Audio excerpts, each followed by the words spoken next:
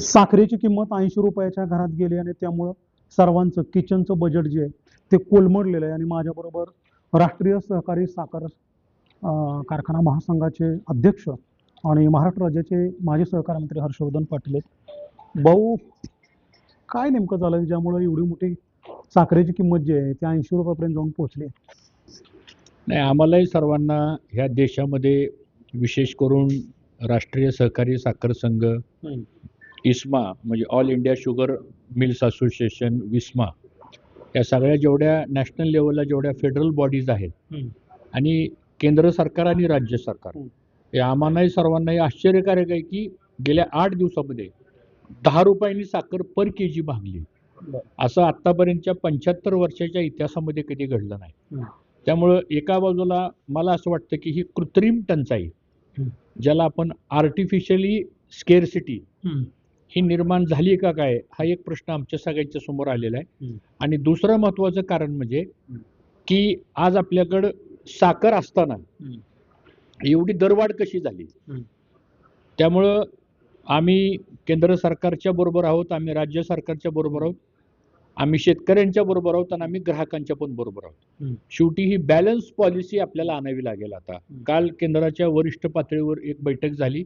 मला काही जाता आलं नाही, आम्ही आमचे काही अधिकारी पाठवले आणि मला जी माहिती मिळाली, आता एक GR आलेला आहे आणि त्या GR प्रमाणे मला वाटतं 10 लाख मेट्रिक टन ही कच्ची साखर आयात करायचा निर्णय झालेला आहे आणि 28 तारखेपर्यंत त्याचे ॲप्लिकेशन्स मागवलेले आहेत आणि 31 ऑक्टोबरच्या आत ही 10 लाख मेट्रिक टन कच्ची साखर आपल्या देशामध्ये येईल. त्यामुळे आज आपल्याकडे गरज आहे ती ही जी काही 70-75 रुपयापर्यंत जी साखरेचे दर गेलेले आहेत ग्राहकांचे, कारण म्हणजे हे ग्राहकांना न परवडणार आहे. त्यामुळं कुठल्याही परिस्थितीमध्ये ह्याच्यावर कंट्रोल आणणं किंवा ह्याच्यावर उपाययोजना करणं गरजेचं आहे. आता ह्यात उपाययोजना काय, तर पहिली गोष्ट अशी आहे की ऑगस्ट महिन्यामध्ये 22 लाख मेट्रिक टन साखरेचा कोटा रिलीज केला होता. 22 लाख टन कोटा रिलीज करून सुद्धा एवढे दर का वाढले? हे वाढलेले दर न शेतकऱ्याला फायदेशीर आहेत, न कारखानदाराच्या विकलेल्या साखरेला साखर 80% विकून झालेली आहे. मग हा वाढलेल्या दराचा फायदा कोण घेत आहे? मग अनऑफिशियली ट्रेडिंग झालंय का? मोठ्या प्रमाणात साठेबाजी झाली का?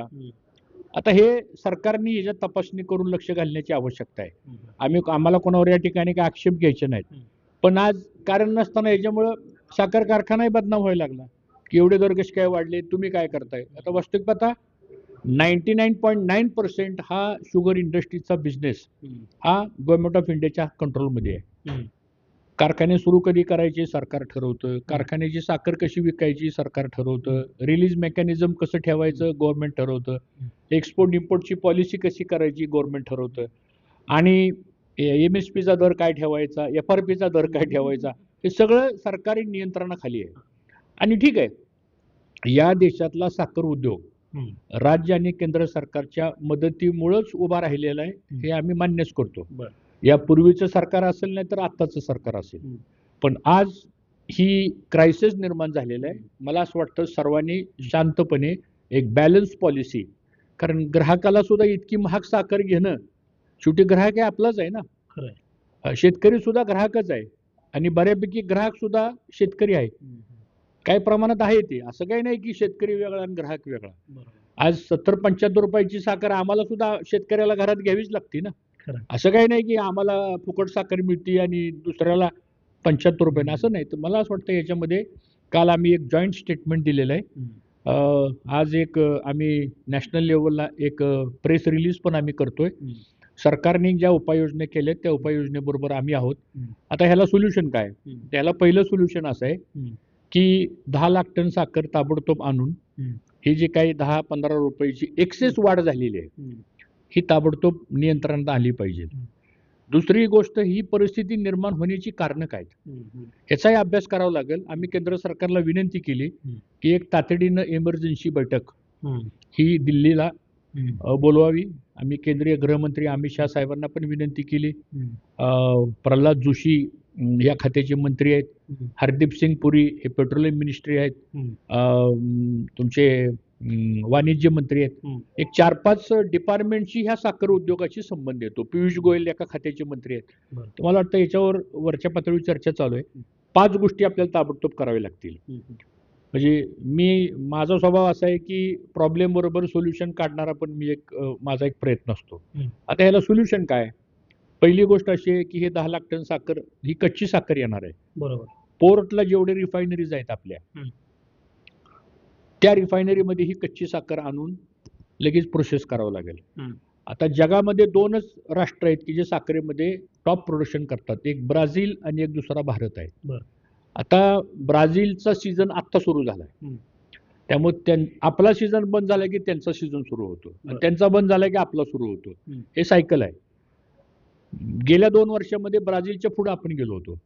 आपण नंबर 1 होतो जगामध्ये साखर प्रोडक्शन मध्ये. आता ह्याच्यात मार्ग असा काढावा लागेल की ही 10 लाख टन साखर आणावी लागेल आणि हे प्राइस एस्केलेशन जे झालेलं आहे त्याच्यावर नियंत्रण आणावं लागेल. एक. दुसरं, सगळे कारखाने आता 15 नोव्हेंबरला सुरू होणार आहेत. 15 नोव्हेंबरला कारखाने सुरू व्हायचे म्हणलं तर अजून 3.5 महिन्याचा कालावधी आहे. मग आपल्याला 1 महिना कारखाना अगोदर चालू करावा लागेल. आता 1 महिना कारखाना अगोदर चालू करायचा असेल तर आम्ही केंद्राला विनंती केली की आमचा 3% साखरेचा लॉस होतो रिकव्हरीमध्ये. म्हणजे 6.5 किंवा 7% आम्हाला रिकव्हरीचा ऊस घेऊन कारखाना सुरू करावा लागेल. कायदा काय सांगतो FRPचा? तुम्हाला 10.5%ची रिकव्हरीचं तुम्हाला पेमेंट द्यावं लागेल FRP. मग तिथं 3.5% म्हणजे जवळजवळ नाही म्हणलं तरी 1600 रुपयाचा तोटा आम्हाला पर टन येणार आहे. मग त्याचं कॉम्पेन्सेशन त्या 1 महिन्यापुरतं केंद्र सरकारने अनुदान द्यावं. सोल्युशनच आहे हे. म्हणजे आपली साखर, नवीन साखर लगेच बाजारात येईल. की आता फॉरेनवरनं साखर यायची, त्याचं शिपमेंट होणार, त्याला 40 दिवस लागणार साखरेचा प्रवास करत करत. समुद्राने साखर, ही काही विमानाने साखर येणार नाही. पुन्हा ती आलेली कच्ची साखर आहे ती तर आपण ग्राहकाला देऊ शकत नाही.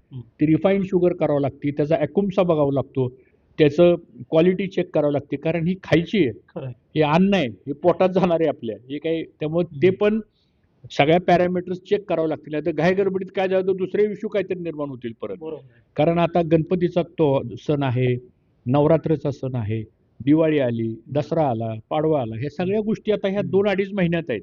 साहजिकच 5-10 लाख टनाची मागणी जास्त वाढते. तर हा एक मार्ग आहे. दुसरा, GST जी 5% तुम्ही घेता आमच्याकडून, आमचं म्हणणं असं आहे की ह्या 1 महिन्यापुरती GST आपण वेअफ करा 5%.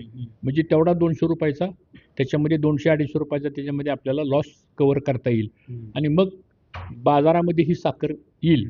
याच्यावर राज्य आणि केंद्र सरकारने निर्णय घ्यावा. तिसरा महत्वाचा मुद्दा असा आहे की साखरेची MSPच मुळात आता 43 रुपये करावं लागेल. आपण 3100 वर स्टिकअप झालोय. परिस्थिती ही का आली तर आमचा शेतकरी हा आता ऊस करण्याच्या मनस्थितीत नाही. कारण त्याला जो दर देतोय आपण त्यात त्याची ऊसाची शेती परवडत नाही. ही वस्तुस्थिती आहे. ग्राहकाला एवढी महाग साखर घेणं परवडत नाही. मग हा उद्योग चालायचा कसा? उत्पादन करणारा म्हणतो मी आता ऊस लावणार नाही का तर मला ही परवडत नाही, आणि ग्राहक म्हणते मला साखर पाहिजे पण एवढी महाग मी घेणार नाही. ह्याला मार्ग काय? दोन्ही घटक महत्वाचे आहेत. तर ह्याला मार्ग एकच असा आहे की 43 रुपये जर MSP झाली आणि 50-52 रुपये जर साखरेचा लोकल मार्केटचा रेट झाला तर यात ग्राहक पण सॅटिस्फाय राहील, शेतकरी सॅटिस्फाय राहील, कारखानदारी चालेल, बँकेचं घेतलेलं कर्ज वेळेत फिटेल, रोजगार निर्माण जो झालेला आहे तो व्यवस्थित चालेल आणि 1.5 लाख कोटीचा टर्नओव्हर. शुगर इंडस्ट्री ही सोशली इकॉनॉमिकली वेलफेअर करणारी इंडस्ट्री आहे. 5.5 कोटी शेतकरी ऊस पिकवतात देशामध्ये, 20 लाख ऊस तोडणारा मजूर आहे, 6 लाखापेक्षा जास्त कर्मचारी काम करतो आणि 5 लाख कोटीची इन्व्हेस्टमेंट या साखर उद्योगामध्ये. ही सोपा उद्योग नाहीये. नेहमीच राज्यकर्त्यांनी, राज्य सरकारनी, केंद्र सरकारने ह्या उद्योगाला मदत केली. पण आता ही जी परिस्थिती आलेली आहे ह्यातनं मार्ग काढावा लागेल आपल्याला आणि तो मार्ग अतिशय बॅलन्स मार्ग काढावा लागेल. आणि चौथा सगळ्यात महत्वाचा मुद्दा असा आहे की इथेनॉलमुळे साखरेचे दर वाढले. हे जे काही बाजारामध्ये जे काही आक्षेप घेतला जातोय त्याचं मी खंडन करतो. त्याचं कारण असं आहे, इथेनॉल कारणीभूत नाही त्याला. नाही, त्याचं कारण असं आहे, सांगतो तुम्हाला मी. इथेनॉल हे पहिलं समजून घ्या की ग्रीन एनर्जी आहे, फ्री पोल्युटेड मटेरियल आहे आणि गेल्या 2 वर्षामध्ये 2 लाख कोटीचं परकीय गुंतवणूक इथेनॉलमुळे आपल्या देशाची वाचली. ही ग्रीन एनर्जी प्रोडक्ट कुणाचं आहे? हा कारखान्याचा नाही, न उद्योगपतीचा नाही, हा शेतकऱ्याचा आहे. बर गव्हर्नमेंटनी पॉलिसी आणली. पूर्वी डॉक्टर मनमोहन सिंग साहेब असताना पॉलिसी आणली, नंतर मोदी साहेबांच्या काळात ही पॉलिसी आली. पहिल्यांदा 4% होती, मग 5% झाली, मग E10 झालं, E20 झालं, E25, E30 आणि टू व्हीलरसाठी E100. आता E100चा पण प्रस्ताव जवळजवळ मान्य होतोय आता. बर इथेनॉलच्या क्वालिटीबद्दल काही प्रॉब्लेम नाहीये. 99.9% त्याची प्युरिटी आहे. त्याच्यात एक थेंब सुद्धा पाणी ऍडजस्ट होऊ शकत नाही, बर कारण तो एक्सक्लुझिव्ह ॲटम आहे. त्यामुळे इथेनॉलमध्ये मिक्सिंग होत नाही. प्रॉब्लेम काय झालाय आता, जो गैरसमज झालाय, एक तर साखर तिकडे गेली म्हणून साखर कमी पडली असं नाहीये. 1050 कोटी लिटरचं टेंडर गव्हर्नमेंट ऑफ इंडियाने काढलं. त्याच्यातलं आम्हाला किती मिळालं कारखान्याला इथेनॉलचं? ते मिळालं 28% फक्त. 72% कोणाला मिळालं? ते ग्रेन बेसला मिळालं. ग्रेन बेसमध्ये कोण आलं? मका पिकवणारा शेतकरी आला, तांदूळ पिकवणारा शेतकरी आला, गहू पिकवणारा शेतकरी आला. त्याच्यानंतर तुमचा जो ब्रोकन राईस आहे, जो सडलेला FCAच्या गोडाऊनमध्ये जे धान्य पडलेलं आहे, त्याच्यातलं प्रोसेस करून आपण इथेनॉल एक्स्ट्रॅक्ट करतो आपण. ही एक पॉलिसी वेगळी आहे. तर त्यांना 78% आपण 72% त्यांना कोटा दिला. त्यामुळं इथेनॉल फार आम्ही निर्माण केले आणि साखर त्यामुळे कमी पडली अशी वस्तुस्थिती नाही. जर साखर कमीच असती तर मग 20 लाख टनाला एक्सपोर्टला परवानगी मिळाली नसती ना. 20 लाख टनाला गेल्या 6 महिन्यापूर्वी परवानगी मिळाली. त्यामुळे आम्हालाही प्रश्न पडलाय की ऑगस्ट महिन्यात 22 लाख टनाचा कोटा दिलेला आहे. ह्या महिन्यात 22 लाख टनाचा कोटा आहे. तेवढी साखर आहे आपल्याकडे, तरी पण हे दर कसे काय वाढले? म्हणजे याचा अर्थ असा आहे, काही लोकांच्याकडे 2 लाख टनाची गोडाऊनची कॅपॅसिटी आहे, काही लोकांच्याकडे 10 लाख टनाची कॅपॅसिटी आहे. आता स्टॉक लिमिट आले. 20,000 टनाच्या पुढे तुम्हाला तुमच्या गोडाऊनमध्ये स्टॉक ठेवता येणार नाही. गव्हर्नमेंटनी परिपत्रक काढले, कारण इसेन्शियल कमोडिटी ऍक्ट 1956 56 सालचा कायदा आहे हा, पंडित जवाहरलाल नेहरू पंतप्रधान असताना. त्यामुळे साखर ही अत्यावश्यक सेवेमध्ये येते. त्यामुळे गव्हर्नमेंटला हे सगळे बॅन आणण्याचा अधिकार सरकारकडे आहे. इमर्जन्सीमध्ये जसं एखादी वॉर परिस्थिती असते तशी आता इमर्जन्सीच झाली दराच्या बाबतीत. कारण उद्या 80, 90 आणि 100 रुपये जर साखर झाली तर अवघडच आहे. त्यामुळे तो एक मार्ग ह्यातनं आपल्याला काढावा लागेल. आणि शेवटचा एक मुद्दा फार महत्त्वाचा आहे की गेल्या 10 वर्षामध्ये, ही माझ्याकडे आकडेवारी आहे, 10 वर्षापूर्वी आपल्या साखरेचं कन्झम्पशन हे 275 लाख मेट्रिक टन होतं, डोमेस्टिक कन्झम्पशन. मी एक्सपोर्ट इम्पोर्टचं सांगत नाही. 10 वर्षांनंतर आता 25-26ला आपली लोकसंख्या 142 कोटी झाली. 22 कोटी लोकसंख्या 10 वर्षामध्ये ह्या देशातली वाढलेली असताना सुद्धा साखरेचं कन्झम्पशन आहे त्याच लेवलला आहे. ते खरं 10% वाढायला पाहिजे होतं, पण वाढलेलं नाही. आपला पर कॅपिटा, पर फॅमिली, घरेलू जी साखर आपण घरात वापरतो, आपण एका घरात 4 माणसं जर धरली ऑन एन ॲव्हरेज, आपल्याकडे फॅमिलीचा कन्सेप्ट 4 माणसाचा आहे ऑन एन ॲव्हरेज. नवरा बायको, मुलगा मुलगी किंवा आई वडील मुलगा मुलगी, असं जे 4चं कन्सेप्ट आहे ऑन एन ॲव्हरेज. काही ठिकाणी 5 असतील, काही ठिकाणी 2 असतील, ॲव्हरेज 4. ह्याचं कन्झम्पशन पर फॅमिली 20 किलोचं होतं. एक कुटुंब वर्षाला साखर घरात किती वापरतं? तर 20 किलो वापरतं. आता 10 वर्षामध्ये जो WHO रिपोर्ट आलेला आहे, तर त्या रिपोर्ट प्रमाणे ते 16 किलोवर पर्सेंटेज आले. म्हणजे 4 किलो पर्सेंटेज कमी झालं. का झालं कमी? एक तर त्या 4 मधल्या एकाला किंवा दुसऱ्याला डायबिटीज झालाय म्हणून ती साखर खात नाही.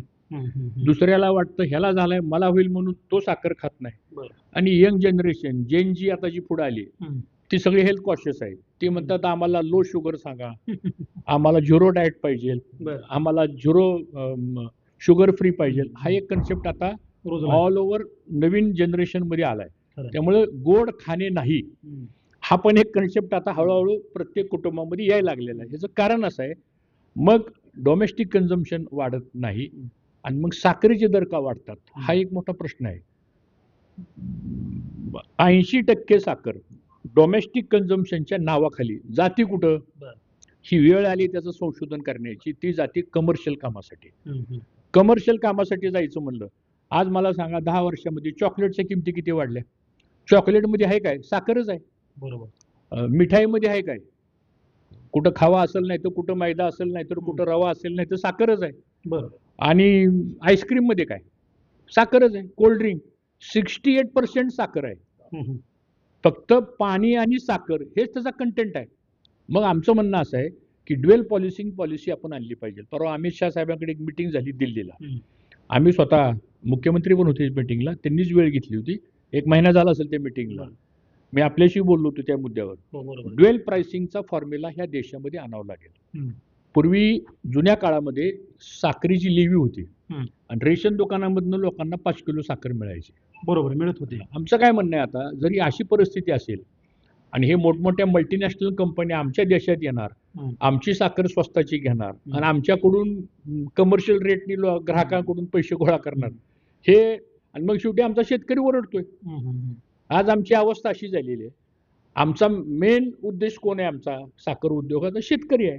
कारण त्यांनी माल पिकवला तर तो कारखान्यात येणार आहे, कारखान्याने प्रोसेस केला तर तो मार्केटला जाणार आहे, तर तो कन्झ्युमरकडे जाईल. मला असं वाटतं की शेतकऱ्याला जर 43 रुपये जर MSP राहिली आणि 52-53 रुपये जर साखरेचा मार्केटमध्ये दर राहिला तर ग्राहकाची पण ओरड येणार नाही. 60, 65, 70 रुपये ही आतीच आहे. हा, आणि 40, 42, 45 हे पण कमी आहे. कारण साजला पाहिजे. का कमी आहे? तर माझ्या शेतकऱ्याचं रासायनिक खताच्या किमती वाढल्यात. आज तुम्ही युरियाची किंमत बघा, DAPची किंमत बघा. आज ऊसाची लागण करायची म्हणलं तर 8,000 रुपये एकराला घेतात नुसती ऊसाचं कांड दाबायला. नाही परवडत आता. हे सरकार नुसतंच म्हणतंय का आम्ही शेतकऱ्यांचं सरकार आहे? नाही, म्हणून माझं काय म्हणणं आहे की याच्यामध्ये एक तातडीनं मिटिंग घेतली पाहिजे. दर 3 महिन्याला अपेक्स बॉडीचे जे वरच्या लेवलला, ठीक आहे आम्ही काही त्यातले फार एक्सपर्ट नाहीये, केंद्र सरकारकडे पण ह्या सगळ्या गोष्टीचं नियंत्रण करणारी यंत्रणा नाहीये. मग साखर उद्योगामध्ये जी माणसं काम करतात, इंडस्ट्रीमध्ये जी माणसं काम करतात, अशा लोकांची एखादी कोर कमिटी तयार करून वेळोवेळी 3-3 महिन्याला 4-4 महिन्याला. आज मला सांगा काय परिस्थिती झाली. आज एका पेपरला बातमी आली, 6 महिन्यामध्ये आपलं सरकार 20 लाख टन साखर एक्सपोर्ट करते आणि त्याच 6 महिन्यामध्ये आपलं सरकार 10 लाख मेट्रिक टन साखर इम्पोर्ट करते. मोठी गंमत आहे ना. गंमत म्हणण्यापेक्षा ही क्रायसिस कशामुळे आलेलं आहे, गमतीचा भाग नाही म्हणत मी. ही क्रायसिस का आलं? कुठेतरी आपलं आकडेवारी चुकते का? कुठेतरी ह्याचा एंड युजर मध्ये ह्याचा काही वेगळ्या प्रकारचा काही प्रकार होतोय का, हे मॉनिटरिंग करण्याची आवश्यकता आहे. आता वाढलेल्या दराचा फायदा मी आज दाव्यानं सांगतो, शेतकऱ्याला ह्याचा काय फायदा आहे? हे वाढलेले जे दर आहेत, आता मग आम्हाला वाटतं आता एवढा दर वाढलाय म्हणल्यावर 4,000, 5,000 रुपये ऊसाचा दर असावा. अरे पण हा वाढलेल्या दराचा फायदा घेतला कोणी? पुन्हा खिशात जात आहे. मग आता ही ज्यांनी साखरेचं ट्रेडिंग केलं असेल किंवा ज्यांच्याकडे आता शिल्लक साखर असेल, कारखान्याकडे नाहीच, कारखान्याकडे फक्त 18 ते 20% साखर शिल्लक आहे. 80 ते 82% साखर आपल्याकडे P2 अकाउंट बघा ना, ऑनलाईन आहे P2 अकाउंट. P2 अकाउंट गव्हर्नमेंटने एक नवीन सॉफ्टवेअर काढलंय. कुठल्याही कारखान्याचं आपण PT अकाउंट ऑनलाईन तुम्ही काढू शकता. आता सुद्धा मी तुम्हाला 546 कारखान्यांचे मी तुम्हाला ऑनलाईन रेकॉर्ड दाखवू शकतो. सगळं काही ट्रान्सपरंट आहे सगळं. मग हे P2 अकाउंटला जर साखर 80% विकले गेले असेल, त्याचा ॲव्हरेज विक्रीचा दर आमचा 38 रुपये झालाय आणि राहिलेल्या 18% मधला कालच्या महिन्यातला 10 लाख टन साखरेचा दर मात्र विक्रीचा तो एकदम 12 रुपयांनी वाढला. तर हे कुठेतरी चुकतंय का काय, का ह्या संधीचा कोणी गैरफायदा घेतंय का, याचा अभ्यास करण्याची गरज आहे. आणि म्हणून कुठल्याही परिस्थितीत जर ह्या देशामध्ये जर शेतकऱ्यांना जर ह्या बाबतीत जर शाश्वती नाही दिली आपण, तर हळूहळू लोक ऊस करण्यापासून बाजूला जातील. आणि एकदा का जर हा ऊस करणारा वर्गच जर ह्या देशामध्ये जर कमी पडला, तर मला पुढच्या वर्षी तर चिंताच वाटते. मी आजच तुम्हाला सांगतो, आम्ही 2 दिवसामध्ये केंद्राला एक पत्र देणार आहे. मी सकाळीच आमच्या MDशी बोललो. काल आम्ही तातडीनं ऑनलाईन मिटिंग घेतली सगळ्या आमच्या बोर्डाची. माझ्या बोर्डामध्ये गुजरातमधले काही मंत्री सुद्धा माझ्याबरोबर काम करतात. त्यांना पण मी सांगितलं, काही गुजरात फेडरेशनचे पण त्याच्यामध्ये लोक आहेत, UP मधले पण काही संबंधितच्या जवळचे लोक आहेत, त्यानंतर प्रायव्हेटच्या असोसिएशनमध्ये पण मी काम करतो.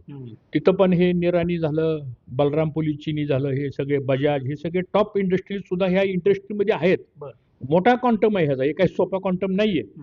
जो उद्योग केंद्र सरकारला 16,000 कोटीचा रेव्हेन्यू देतो, तर मला असं वाटतं की आता हे जर नाही झालं पुढच्या वर्षीचं गणित तर मला फार गंभीर वाटतंय आता. म्हणजे 2 कारणं आहेत. म्हणजे हे तुम्ही सुद्धा मीडियाच्या माध्यमातून ही गोष्ट हायलाइट करण्याची आवश्यकता आहे. जी वस्तुस्थिती आहे ती लोकांच्या समोर मांडली पाहिजे. काय परिस्थिती आहे? अल निनोमुळं मध्ये पाऊस झाला, नशिबानं आपली धरणं भरली, नद्याला पाणी वाहिलं. आज 28% धरणं 100% भरली, 72% धरणं मराठवाडा, विदर्भ मधली आज कोरडी आहेत. महिना झालं वारं सुटलंय. आता ऊसाची वाढ बघितली तर एवढा ऊस आहे आता. ह्या करंगळीसारखा ऊसाची साईज आहे. त्याचं टनेज काय भरणार आहे? त्याची रिकव्हरी काय निघणार आहे? आणि आता वाढून ह्या 3 महिन्यामध्ये ऊस किती वाढेल? बरोबर, चिंता आहे. त्यामुळे जी आकडेवारी करतात आपण, म्हणून सॅटेलाइटच्या माध्यमातून नागपूरला आपलं रिमोट सेन्सिंग युनिट आहे. रिमोट सेन्सिंगच्या माध्यमातून ही जी नवीन टेक्नॉलॉजी आली, आता AI ची टेक्नॉलॉजी आली, ह्याचा कुठेतरी वॉर फुटिंगवर गव्हर्नमेंट ऑफ इंडियानी काय ह्यातले तज्ज्ञ माणसं एकत्र केले पाहिजे. शेवटी हा उद्योग आहे आणि हा चांगला वाईट दोन्ही बाजूचा परिणाम करणारा उद्योग आहे. तर मला वाटतं की ह्याच्यावर नियंत्रण लक्ष देण्याची गरज आहे. आता 27-28चं सीझन मला तर फार अडचणीचं वाटतोय. कोणते आव्हान आहेत? आव्हान म्हणजे ऊसच नाहीये. सगळ्यात मोठं आव्हान म्हणजे रॉ मटेरियलच नाही आता. मग आता आपल्याला जर 300 लाख टन साखर लागत असेल वर्षाला आणि माझ्याकडे जर 150 लाख टन जर साखर तयार होणार असेल, तर 150 लाख टन साखर मी आयात कुठनं आणू? आणि जगात एवढी साखर कोणाकडे आहे तुमची गरज भागवायला? म्हणजे हा येणाऱ्या भविष्य काळामधला हा अत्यंत शुगर क्रायसिस, म्हणजे शुगर क्रायसिस इमर्जन्सी होईल का काय अशी भीती वाटते मला. म्हणून धोरणं अशी असली पाहिजे की शेतकऱ्याला आश्वासन आपण दिलं पाहिजे की बाबा त्याची अपेक्षा अशी आहे की मला किमान 4,000च्या पुढे तरी ऊसाला दर पाहिजे, त्याची अपेक्षा आहे. केंद्र सरकार चुकतंय कुठं शेतकरी हिताचं धोरण आणण्यात? काय किंवा केंद्र असेल राज्यात, बऱ्यापैकी हा उद्योग केंद्र सरकारच्या अंडर. आज वेळ अशी आलेली आहे, कोण चुकतंय ह्याची चर्चा करण्यापेक्षा आत्ताच्या प्राप्त परिस्थितीला आपल्याकडे सोल्युशन काय? चुका काढून किंवा काही दोष काढून किंवा ती चर्चा करून हा प्रॉब्लेम सुटणार आहे का? फक्त चर्चा होईल. माझा व्यक्तिगत स्वभाव असा आहे किंवा एक राष्ट्रीय अध्यक्ष म्हणून माझं मत असं आहे, आज ती वेळच नाही, इमर्जन्सी वेळ आहे. कोणतं धोरण राबवलं पाहिजे आता 27-28 साठी? तुम्ही जे म्हणता की पुढे हे सगळे प्रॉब्लेम येणार आहेत. मला वाटतं एक सिंपल धोरण आहे. याच्यामध्ये 5 गोष्टी आहेत. एक, पहिल्यांदा ही दरवाढ जी होत चाललेली आहे हे नियंत्रणमध्ये आणण्यासाठी, कारण आज दरवाढ वाढत असते तर आम्ही त्याचं थोडं ही पण केलं असतं, कारण आमच्या शेतकऱ्याला 4 पैसे मिळाले असते. पण वाढलेल्या दराचे पैसे आम्हाला मिळायलाच तयार नाही शेतकऱ्याला. हे आमच्याकडे येणारच नाहीये, न कारखान्याकडे येणार नाही, न शेतकऱ्याकडे येणार नाही, ही दुसऱ्याकडेच जाणार आहे. दुसऱ्याचं समर्थन करायसाठी आम्ही नाही बसलो इथं. आणि तो काय करणार आहे? जो कोणी एक्स असेल, मला कोणाचं नाव घ्यायचं नाही, तिथे सरकारने तपासणी करावी. त्याच्याकडे मोठी यंत्रणा आहे, सरकारकडे काय नाही, सगळंच आहे सरकारकडे. मायबाप सरकार म्हणतो आपण कशाला, सगळं त्यांच्याकडे आहे. त्यांनी ती चौकशी करावी. कोणाचे गोडाऊन्स कुठे आहेत, साखरेचं व्यवहार झाल्यानंतर तुम्हाला माहिती का साखरेची विक्री कशी होती? मला एका पत्रकारांनी दिल्लीमध्ये प्रश्न विचारला, साखर कशी विकता तुम्ही? म्हणजे साखर विक्रीची पद्धत अशी आहे, तुम्ही आम्हाला कोटा देता. आता ह्या 30 तारखेला आम्हाला सप्टेंबर महिन्याचा कोटा रिलीज होईल. तो ऑनलाईन येतो, कोटा पेपरला येतो. तो कोटा आल्यानंतर आम्ही टेंडर मागवतो. टेंडर मागितल्यानंतर ओपन टेंडर असतं. जो हायेस्ट येईल, एम कॅटेगरी, एस कॅटेगरी, कोणाकडे असेल तर एल कॅटेगरी, ती साखर आम्ही विकतो. घेणारा माणूस 5% GST डायरेक्ट कारखान्याकडे भरतो. आम्ही ती GST गव्हर्नमेंटला भरून टाकतो. आमचा रोल संपला. तिथून पुढे साखर जाती कुठं? समजा एक्स माणसाने आमचं टेंडर घेतलं, तो आमचं टेंडर घेत असताना तो इतर व्यापाऱ्यांची फॉरवर्ड ट्रेडिंगची भूमिका करून येतो आमच्याकडे. तो फॉरवर्ड ट्रेडिंग करतो. म्हणजे 60% 70% साखर ही फॉरवर्ड ट्रेडिंगला जाते. म्हणजे नॉर्थ ईस्टला जाईल म्हणा, उत्तर प्रदेश, मध्य प्रदेशला जाईल म्हणा, केरळला जाईल म्हणा, ज्या राज्यामध्ये साखर उद्योग नाहीये तिथं जात असेल कदाचित, आणि इथं पण जात असेल. आता तो रोल आमचा नाहीये कारखान्याचा, त्यांनी कोणाला साखर दिली. आमचा रोल एवढाच आहे, टेंडर काढलं, तो आला, त्यांनी आमचे पैसे भरले. बरं, तो पैसे जो भरतो ते आमच्या अकाउंटला येत नाहीत, ते आम्ही बँकेचं कर्ज काढलेलं असतं प्लेज, डायरेक्ट त्या अकाउंटला ते पैसे जातात. हे ट्रान्सपरंट आहे. आता त्यांनी ती साखर कुठं नेऊन ठेवली, का डंप केली, का त्याचं एक्स्ट्रा त्यांनी स्टॉकेज वाढवलंय, हे काय माहीत नाही आम्हाला. एक दुसरं कारण आता जे दिसतंय मला आता ह्या सगळ्या परिस्थितीमध्ये, की जर आपण आता जर शेतकऱ्यांना जर आश्वासित नाही केलं की आम्ही 43 रुपये, जर आम्ही 43 रुपयाचा आकडा कुठनं काढला MSPचा, आम्हाला काही स्वप्न नाही पडलं, आम्ही कॉस्टिंग काढलंय.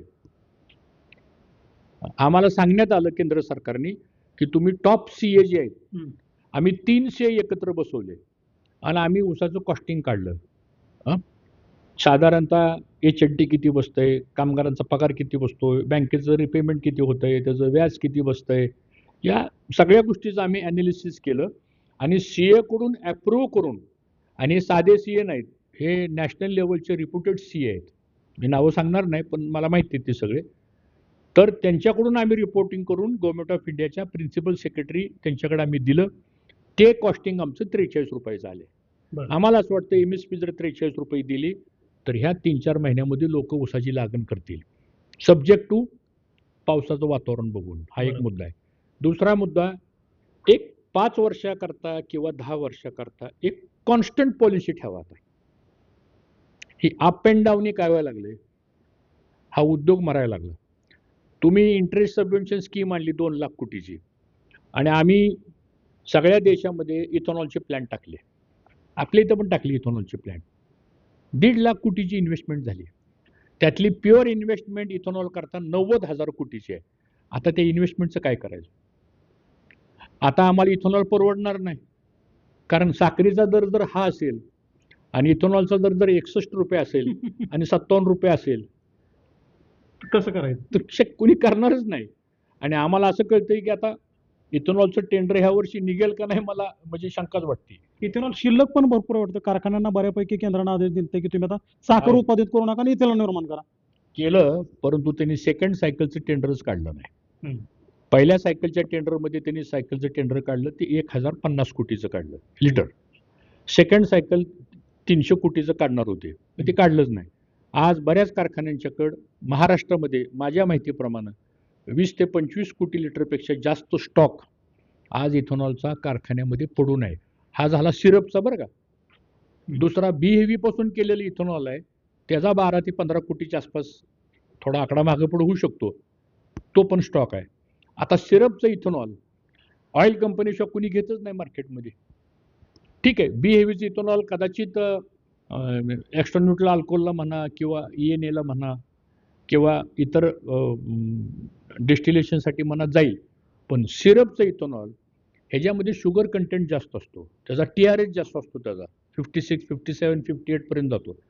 ते डायरेक्ट हायली इन्फ्लेमेबल आहे. ते म्हणजे पेट्रोल कसं हायली इन्फ्लेमेबल आहे, म्हणून तर ती पेट्रोलमध्ये मिक्स होते ना, म्हणून तर ते डिझेलमध्ये मिक्स होत आहे, नाही तर मिक्सच झालं नसतं ना ते. तर ते इथेनॉलच्या बाबतीत सुद्धा काहीतरी धोरण या संदर्भातलं सुद्धा केंद्र सरकारने लवकर जाहीर केलं पाहिजे. आणि ओव्हरऑल एक 10 वर्षाचा जर हा एक प्लॅन वर्कआउट केला ह्या शुगर इंडस्ट्रीचा, कारण ह्याच्यामध्ये कसं आहे, 10 वर्षामध्ये 2 वर्ष दुष्काळ असतो, 4 वर्ष अतिउत्पादन असतं, 3 वर्ष नॉर्मल उत्पादन असतं, 1 वर्ष सांगताच येत नाही काय होईल ते. असं गेल्या 70 वर्षाचे 7 दशकाचे आपल्याकडे पॅरामीटर्स आहेत. मी हे सगळ्याचा अभ्यास केलेला आहे आणि माझा स्वभाव आहे कुठल्या गोष्टीचं बारकाईने अभ्यास. आता मी सहकार मंत्री असताना आम्ही एक कोजेनरलची पॉलिसी आणली. ती पॉलिसी 12 वर्षाकरता आणली. बरोबर. ती पॉलिसी 12 वर्षाकरता आणली, ती 27ला संपते. आता 2012ला आणलेली पॉलिसी आता 27ला संपते, एक्सटेन्शन देऊन त्याला. तर त्या पॉलिसीमध्ये आपण काय केलं होतं, 6.5 रुपये पर युनिटचा आपण दर ठरवला होता. सरकारने हे युनिट घ्यायचं, 10 वर्षाचा परचेस टॅक्स त्याच्यामध्ये माफ करायचा, म्हणजे ते इन्सेंटिव्ह त्या कर्जासाठी होईल. पण नंतर 1 नेशन 1 टॅक्स आला, GST आला, सगळे टॅक्सेस ॲबॉलिश झाले. झालं तिथं कंबरटं मोडलं. मग असं झाल्यानंतर मग उद्या वित्त संस्थेचे पैसे परत जाणार कसे? बरोबर. आणि मग ह्या सगळ्या अडचणीमधून मला असं वाटतं आता एकत्रित बसून ह्यातनं मार्ग काढला पाहिजे. नो डाऊट राज्य आणि केंद्र सरकारने खूप मदत केली, म्हणून तर हा उद्योग टिकला. आता परवा केंद्र सरकारने इन्कम टॅक्स माफ केला, 30,000 कोटी रुपयाचा इन्कम टॅक्स माफ केला. तर ह्या गोष्टी आपल्याला कराव्या लागतील आणि म्हणून कोणीही घाबरून जायची काही कारण नाही. हे क्रायसिस आहे, एक 8-15 दिवसामध्ये हे क्रायसिस नियंत्रणाखाली येईल आणि साखर उपलब्ध करून देणं ग्राहकाला, आणि ते पण वाजवी दरामध्ये, हे आता आपल्या सगळ्याची जबाबदारी आहे. आणि शेतकरी पण जागला पाहिजे. बरोबर. या दोन्हीचा मार्ग व्यवस्थित काढावं लागेल, ह्यासाठी आमचा प्रयत्न आहे. आता तुम्ही बोलताना म्हणाला की हा कृत्रिम क्रायसिस आहे. एका वाक्यात म्हणायचं झालं तर ग्राहकांच्या खिशाला लागलेली कात्री आणि हा निर्माण झालेला कृत्रिम क्रायसिस, याला जबाबदार नेमकं कोण? नाही, हे कसं असतं, एक लक्षात ठेवा, हे कांद्यासारखं आहे. कांद्याचा तुम्ही गेल्या 50 वर्षाचा ट्रेडिंगचा बिझनेस काढा. एक 3 महिने असे असतात देशामध्ये की कांदा फुकट सुद्धा कोणी घेत नाही, आपण उकड्यावर टाकून देतो. 3 महिने असे असतात कांद्याला 10, 15, 20 रुपये दर असतो. 3 महिने असे असतात की नॉर्मल रेटने कांदा जातो आणि 2 महिने असे येतात की कांदा एकदम 100 रुपयावर जातो. शेवटी मार्केटमध्ये साधा सिद्धांत, सोपा सिद्धांत आहे, डिमांड अँड सप्लाय. डिमांड असेल आणि सप्लाय कमी पडला, रेट वाढणार. डिमांड कमी आहे आणि सप्लाय वाढला, रेट खाली येणार. सिंपल प्रिन्सिपल आहे. प्लॅनिंग एकंदरीत केंद्राचं मला चुकलं. असं वाटतं की आकडेवारी देत असताना आपण ॲझम्पशन करतो की पुढच्या वर्षी प्रोडक्शन किती होईल. हे थोडं बारकाईने बघण्याची आवश्यकता आहे.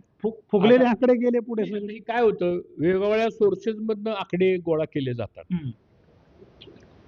आता समजा आमच्या कारखान्याकडे आता ह्या वर्षी आमच्या कारखान्याकडे 20,000 एकराची नोंद आहे. सरळ आहे, 20,000 एकर म्हणलं तर 40 टनानं 8 लाख टन ऊस व्हायला पाहिजे. नाही होणार.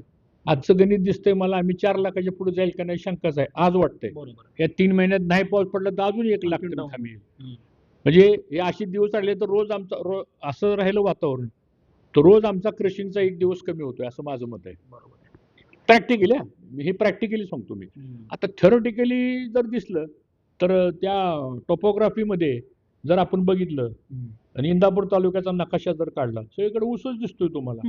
मग तुम्ही म्हणणारी तुम्ही चुकीची आकडेवारी सांगताय का, एवढा ऊस दिसतोय सगळा हिरवागार, तुम्हाला काय झालं, तुम्ही कसं सांगताय. पण त्या ऊसाची वाढ कशी आहे, वेगवेगळे कारण, ऊसामध्ये ब्रिक्स किती आहे, ऊसामध्ये प्युरिटी किती आहे. शेवटी हा बिझनेस आहे हो. तर या थोड्याशा बदल करावे लागतील. आता AI आलेलं आहे, AI तुम्हाला अचूक माहिती देतं ना, तर त्याचा वापर करावा लागेल. आणि रिअल पिक्चर जे आहे ते आणल्यानंतर मग त्याची पॉलिसी ठरली पाहिजे. ती पॉलिसी ठरताना सुद्धा एक 6 महिने तरी ॲडव्हान्स पाहिजे अगोदर, तर ती आपल्याला नियंत्रणाखाली आणता येईल किंवा त्याची इम्प्लिमेंटेशन आपल्याला करता येईल. चला मी थोडा तर राजकीय मुद्द्यावरती येतो. आपण बघतोय की महाराष्ट्रात माजी मुख्यमंत्री पृथ्वीराज चव्हाण वेगळा रोज एक नवीन दावा करतायत आणि त्यामुळे राजकारण वातावरण जे आहे ते एकदमच खळबळून निघालेलं आहे. राजकारण प्रत्येक दिवशी एक नवीन दावा जो आहे तो माजी मुख्यमंत्री पृथ्वीराज चव्हाणांकडून केला जातोय. तुम्ही 19 वर्ष सभागृहात राहिला, त्यातली अनेक वर्ष तुम्ही ह्या सर्व मुख्यमंत्र्यांसोबत काम केलेलं आहे.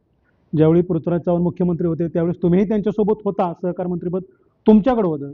आता पृथ्वीराज चव्हाण यांनी एक दावा केला होता की बाबा स्वर्गीय नेते गोपीनाथ मुंडे काँग्रेसमध्ये यायला तयार होते, सोनिया गांधींचा ग्रीन सिग्नल होता, पण तत्कालीन पंतप्रधान मनमोहन सिंग यांनी त्यांना विरोध दर्शवला होता. आता तुमचं आणि बाबांचे संबंध खूप जवळचे होते, तुम्ही त्यावेळी सगळं मंत्रिमंडळ जणू काही तुम्हीच चालवायची अशी परिस्थिती. खरंच काय घडलं होतं नक्की?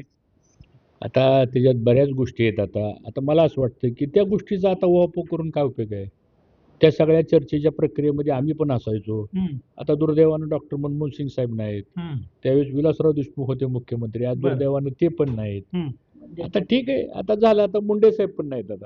आता एकदा जी माणसं आता दुर्दैवानं चांगली कर्तबगार माणसं होती ती आता आपल्यातून निघून गेल्यानंतर मला असं वाटतं तर्कवितर्कवर आता चर्चा करण्याची गरज नाही. त्यापेक्षा आता सध्या काय चाललंय आणि पुढे काय होणार आहे याच्यावर चर्चा केली तर अधिक बरं होईल. नाही, बरोबर आहे, पण हे दावे सातत्यानं पृथ्वीराज चव्हाणांकडून केले जातात. कालही त्यांनी एक दावा केला की 2014ला त्यांच्याकडे एक प्रस्ताव आला होता की राष्ट्रवादी आणि काँग्रेस यांच्याबरोबर शिवसेनेला घ्यायचं आणि सरकार स्थापन करायचं, आणि तुम्ही तर त्यावेळी मंत्रीच होता, म्हणून हे विचारतोय मी. नाही, 2014 पर्यंत राष्ट्रवादी आणि काँग्रेस आणि आम्हाला सपोर्ट करणारी होती ना, ती त्यावेळेस आमचा आकडा 162-165 पर्यंत होता. त्यामुळे त्यावेळेस काय इतर कुठल्या पक्षाची घेऊन सरकार मदत करण्यापर्यंतची परिस्थिती नव्हती, कारण ॲब्सोल्यूट मेजॉरिटी होती, कारण मीच पार्लमेंटरी अफेअर मिनिस्टर होतो. त्यामुळे हेड काउंट मला पक्का पाठ आहे तिथला सगळा, म्हणजे त्यामुळे तो विषय नव्हता काय. आता नंतर समीकरणं बदलली, आता राजकारणाचा ट्रेंड सगळा बदलत गेलेला आहे. आता रोज काही ना काही समीकरण चाललेले आहेत. ह्यातनं मला एवढं एकच दिसतं, सांगतो. आता कोणाबद्दल व्यक्तिगत काय बोलण्यापेक्षा सगळ्या राजकीय पक्षाच्या नेतृत्वाने हे जे काही स्पोक्स पर्सन्स आपण जे नेमलेले आहेत, प्रत्येक पक्षाचा प्रवक्ता आहे. कोणाचे 2 असतील, कोणाचे 4 असतील, कोणाचे 5 असतील. कुठेतरी महाराष्ट्र ची उंची देश पातळी एक वेगळी आहे. आणि ह्या अशा सगळ्या रोजच्या वेगवेगळ्या स्टेटमेंट्समुळं महाराष्ट्रामधलं राजकारण कुठल्या दिशेला चाललंय? हाच प्रश्न मला तुम्हाला विचारायचा होता की राज्याचं राजकारण नेमकं चाललंय कुठं? पाठीमागचे नेते आणि आजचे नेते किती फरक पडलाय? मला असं वाटतं की ह्याच्यात सुधारणा होण्याची आवश्यकता आहे. आज शेवटी पॉलिटिक्सचा दर्जा हा राहिला पाहिजे, कारण आपण राज्यकर्ते आहोत. सरकार कोणाचं असेल, ज्याच्याकडे असेल मेजॉरिटी त्याचं सरकार असेल. आणि काही सरकारमध्ये कोणी तांबडपट घेऊन आलेलं नाही. ते ऑनगोईंग प्रोसेस आहे, डेमोक्रेसी प्रोसेस आहे. डॉक्टर बाबासाहेब आंबेडकरांनी लिहून दिलेली जी राज्यघटना आहे त्याचं पालन करून दरवेळी 5 वर्षी निवडणूक असते, त्या लोकांना जे वाटतं ती लोक करतात. पण निवडून गेल्यानंतर आता हे जे काही सगळं चित्र बघतोय आपण सगळं, हे थोडंसं नाही म्हटलं तरी एक विचारवंत वर्ग किंवा नवीन वर्ग हा थोडासा राजकारणापासून दूर चाललाय असं मला वाटायला लागलं. हे शोकांतिक आहे. आणि असं चित्र जर राहिलं तर चांगल्या विचाराची वैचारिक नेतृत्व करण्याची क्षमता असणारा वर्ग हा जर हळूहळू ह्यापासून जर बाजूला गेला तर येणारा भविष्यकाळ लोकशाहीमध्ये सरकार ते तर राहणार, पक्ष राहणार, ते चालूच राहणार, ते काय बंद पडणार नाही. 70 वर्ष सगळं चालेल की काय बंद आहे? हां, पण हे कुठंतरी महाराष्ट्रापुरतं जर बोलायचं झालं तर सगळ्यांनीच राजकारणाचा स्तर हा चांगला ठेवला पाहिजे. पूर्वी विरोधकांचा सत्ताधारीपेक्षा सुद्धा जास्त आदर केला जायचा. ही वस्तुस्थिती आहे. आज ते दिसत म्हणजे आज माझ्या वाढदिवसाला आता प्रदीप गारटकर आलते मगाशी, सगळे नगरसेवक घेऊन आलते, माझा सत्कार केला त्यांनी. मला असं वाटतं ही उंची पाहिजे विचाराची. ठीक आहे, त्यांचे आमचे कोणाचे आणखीन काय वैचारिक मतभेद झाले असतील, कोण कोणाविरुद्ध लढलं, कोण कुठल्या पक्षातून उभा राहिलं, हा ज्याचा ह्याचा इंडिव्हिज्युअल प्रश्न असतो. परंतु समाजामध्ये आज गरज आहे की ह्या सगळ्या विषयावरती एकमत होणं. आता जसं साखरेचा प्रश्न निर्माण झाला, आता मी काय विरोधी ह्याच्यात आहे, आम्ही काय भूमिका विरोधाची नाही घेतली. ही वेळ नाही विरोधाची भूमिका घ्यायची. नाही तर उद्या ग्राहकाला 100 रुपयाला साखर घ्यायची म्हणल्यावर काय करेल तो? एक तर महागाईने त्रस्त झालाय तो, आणि त्यात पुन्हा आणि ही जर हे संकट आलं त्याच्यावर, काय गोष्टी थोड्याशा विचारानं केल्या पाहिजे. महाराष्ट्र राज्याची निर्मिती स्वर्गीय यशवंतराव चव्हाणांनी त्यांचं पहिलं भाषण जे 1 मेला झालं 1960ला, त्यावेळेस आपला जन्मही नव्हता, पण त्याचं भाषण ऐकलं. निवडक 100 भाषणं यशवंतराव चव्हाणांची मी वाचलेली आहेत. तुम्ही कधी विधान भवनची लायब्ररी बघितली? मी संसदीय कार्यमंत्री असताना अतिशय उत्तम लायब्ररी तयार केली तिथं, ग्रंथालय, कारण वाचन संस्कृती संपत चालली. तर त्यात यशवंतराव चव्हाणांनी असं म्हणलं होतं, महाराष्ट्र राज्याची निर्मिती ही कल्याणकारी राज्य म्हणून केली. म्हणजे it is a social welfare development state. Social welfare कोणाचा? हे 18 बगड जात 12 बलुतेदार, हे लहान सगळी जो समाजातला उपेक्षित वर्ग आहे, सगळ्या जाती धर्माची लोक आहेत. सरकार म्हणजे काय असतं? ते काही जादूची कांडी नाही. कुठलाही निर्णय करताना त्याचे चांगले वाईट परिणाम आमच्या नागरिकावर काय होतील हे विचार करून करण्याचे. आम्ही आता त्या कुशीत वाढलेली माणसं आहोत. राजकारणामध्ये संस्कारही महत्त्वाचे आहेत, राजकारणामध्ये सुसंस्कृतपणा सुद्धा महत्त्वाचा आहे. आणि सगळ्याच गोष्टी काय सत्तेसाठी कराव्यात असं कोणी सांगितलं? लोकांसाठी गोष्टी केल्या पाहिजे आपण. आता आम्ही 10-12 वर्ष झाली मी कुठल्या पदावर नाही. का लोक येतात भेटायला? सगळी का भेटतात आपल्याला? काय पदावर आहे म्हणून नाही, आपण सोशल लाईफमध्ये काम करतो, आपली जबाबदारी आहे. काही गोष्टी जर मला परमेश्वराने काही दिलं असेल तर ते माझ्यापुरतं न ठेवता मी समाजासाठी दिलं पाहिजे. ह्या वातावरणामध्ये आम्ही वाढलेली माणसं आहोत आणि ते संस्कार आम्ही शक्यतो पुढच्या पिढीला देण्याचा प्रयत्न करतो.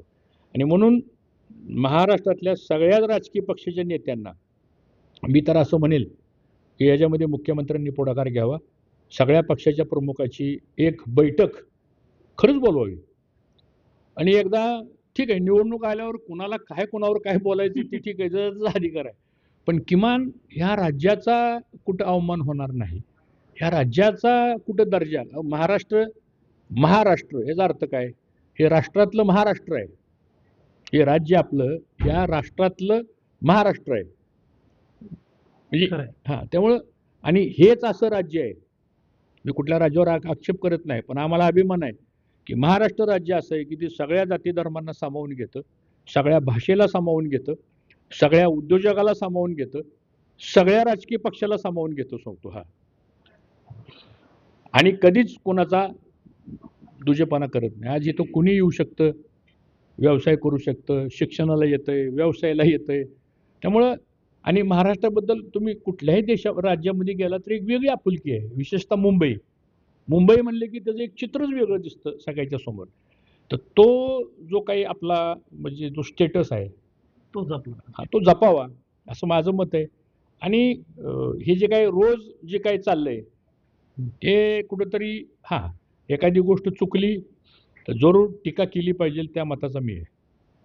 आणि टीका केली म्हणून माझ्यावर समोरच्यानी रोष धरायचा हे चुकीचं आहे. माझ्या बोलण्यातला जर काय सार्थ असेल तर जरूर घ्या. नसेल तुम्हाला योग्य वाटलं तर सोडून द्या. तर ह्या पद्धतीने आपण गेलो तर कुठेतरी ह्या राज्याची आणि ह्या देशाची प्रगती होईल. नाहीतर हळू-हळू चांगली माणसं ह्या सगळ्या प्रोसेसपासून बाजूला जातील. मग शेवटी खाली काय राहणार आहे ती मी काही वेगळं सांगण्याची आवश्यकता नाही. खूप खूप धन्यवाद. तर हे होते माजी सहकार मंत्री हर्षवर्धन पाटील. राज्याचं राजकारण कोणत्या दिशेने चाललंय असा ठोस सवाल त्यांनी उपस्थित केलाय. याशिवाय जे साखरेचे दर वाढलेले आहेत ते नियंत्रणात आणण्यासाठी त्याच्यावरची पंचसूत्री काय कार्यक्रम राबवला पाहिजे ते देखील आता त्यांनी स्पष्ट केलंय. देवा राखुंडे, NDTV मराठी, इंदापूर.